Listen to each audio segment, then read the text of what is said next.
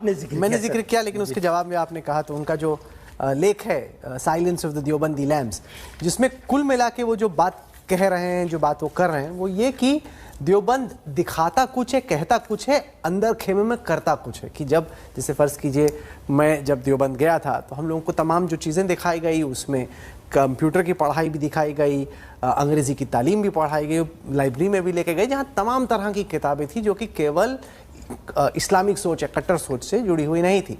लेकिन आरिफ मोहम्मद खान मैं फ़्लाइट का जिक्र कर रहा था तो वो कह रहे थे कि ये देखिए, ये दिखाने का है, करने का कुछ और है। तो इसी को लेकर आपने कहा ये चिंता कहाँ से आती है, क्यों आती है? सवाल इस कॉन्टेक्स्ट में 75 साल हो गए आज़ादी के बाद से। आज़ादी के पहले का मैंने जिक्र कर दिया। अब मैं आपको बताऊं, अभी कश्मीर का मामला हुआ था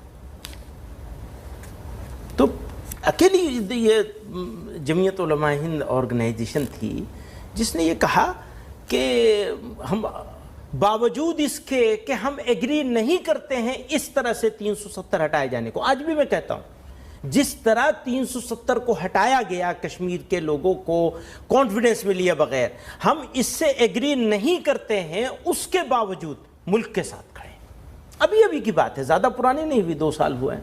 हमें तो आइसोलेट करके डाला गया है ना। इस वक्त आइसोलेशन से गुजर रहा है इंडिया का मुसलमान, और अपनी पूरे 100 साल नहीं और जितने 100 साल की ज़िंदगी हो, ऐसा आइसोलेशन मुसलमानों के साथ कभी नहीं हुआ होगा जैसा इस वक्त है।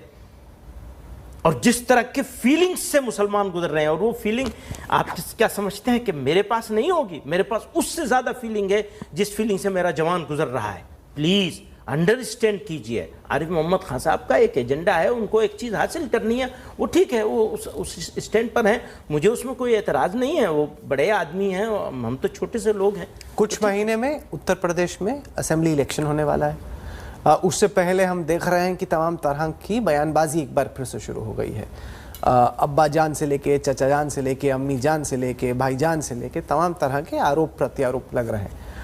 आपको क्या लग रहा है कि उत्तर प्रदेश के आने वाले चुनाव में जो माहौल बनने वाला है उसको लेकर, और जो जिस तरह की कैंपेनिंग हो रही है उस पर आप क्या सोच रहे हैं?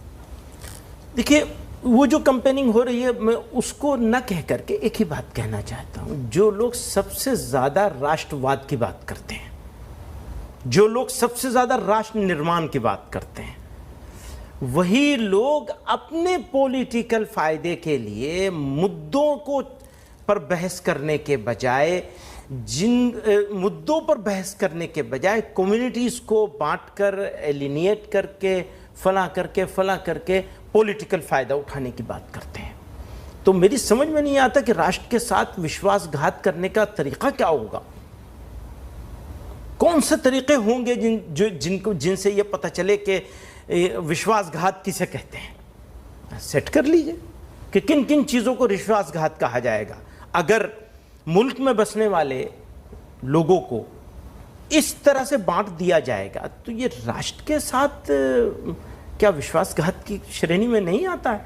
पता नहीं, मैं उसको बहुत ज़्यादा पॉलिटिकल आदमी नहीं हूँ, मैंने पॉलिटिक्स करी है, लेकिन अभी इस नतीजे पे हूँ कि भैया अपने दूसरे काम कर लें, इससे दूर। क्या आपको लगता है कि चुनाव विकास के नाम पे लड़ा जाएगा, या आपको आशंका है या ये हिंदू मुसलमान के नाम पे लड़ा जाएगा चुनाव? लड़ा तो जाना चाहिए विकास ही के नाम पे, लेकिन लड़ते लड़ते कहाँ पहुँच जाएगा ये कुछ पता नहीं है। अभी तक तो ऐसा ही है कि विकास मुद्दे के तौर पे कहीं कहीं सुनाई तो ज़रूर देता है, लेकिन लड़ाई जब होती है तो वो बेचारा मुसलमान ही बचा है।